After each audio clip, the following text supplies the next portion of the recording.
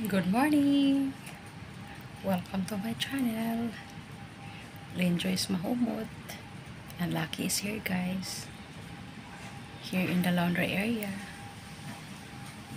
Andyan pala yung mga sapatos, guys.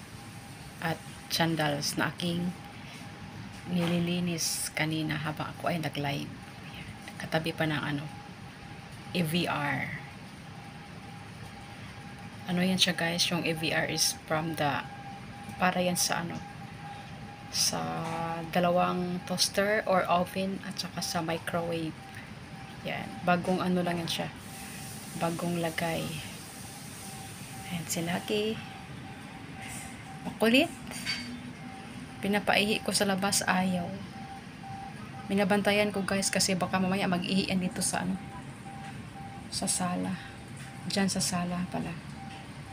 Ayan, nandyan lahat yung mga kuryente nakatago sa na yan, lugar na yan. Ano ba yan siya? Cabinet or ano bang tawag dyan? Nandyan yung mga mga kuryente, yung mga power. Si Lucky. Kulit, ayaw umihi. Pag hindi yan babantayan, bigla na yang iihian kung saan saan. Delikado lang pag doon sa carpet, mahirap yung linisin. Kaya binabantayan ko at sinasara ko yung TV room para hindi siya makapasok doon. Kahit nandoon ako sa kusina, nung hinanap ko siya, nandito lang pala siya nakahiga. Kasi nga dito sa laundry, minsan malamig. Ngayon malamig kasi na ulan, kaya nandito siya. At bukas yung sliding door, kaya dito siya nagstay. Ang bait niya kanina sa live ko. Nagstay siya ng 1.5 hour sa live ko kanina, guys. At inano ko lang, ini-end kasi someone say that it's Lucky is bored. At naawa naman ako. Kasi diba, biruin mo yung 1 oras at kalahati na nakahiga dito.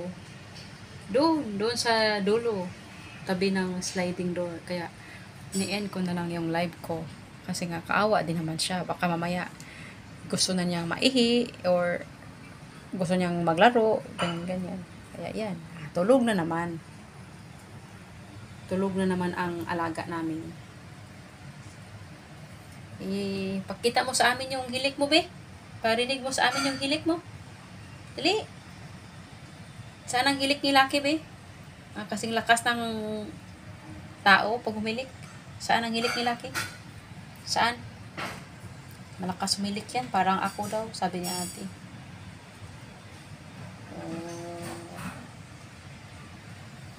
Yan ang pagod na pagod yan. Ayan, guys. Hanggang dito na lang. Thank you for watching. Bye, everyone.